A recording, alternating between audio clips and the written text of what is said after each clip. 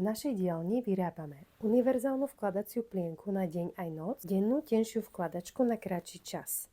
Na vrch zapíname vrchné plúnohavičky, ktoré môžeme samostatne použiť aj ako plavky.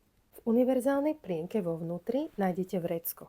Do tohto vrecka si môžete na posilnenie savosti a zvýšenie kapacity vložiť booster.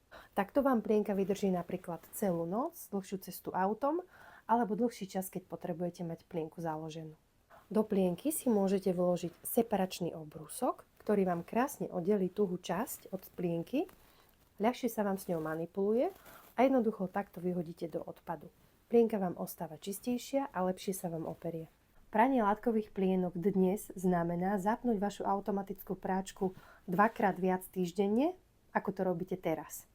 Látkové plienky sa dnes už nevyvárajú, nepredmáčajú, nežehlia, pretože to by ich aj zničilo. Látkové plienky vám vyschnú rýchlo na voľno alebo v sušičke, ale najradšej majú priame slnko.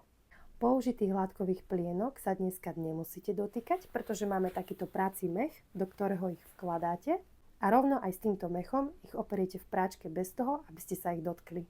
Ak budete používať látkové plienky aj vonku, odporúčam vám takéto praktické nepremokavé vrecko, v ktorom si použité plienky uskladníte. A namiesto jednorazových podložiek, ktoré po použití vyhodíte, si môžete zakúpiť takúto jednu prebalovaciu podložku, ktorá vám vydrží celé plienkové obdobie. Aby ste si nemuseli lámať hlavu výberom samostatných produktov, nájdete u nás už hotové vyskladané sady.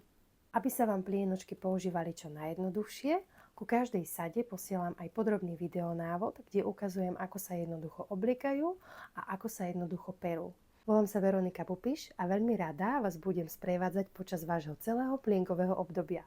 Nový štandard bude balovaný. Lidka, suchu!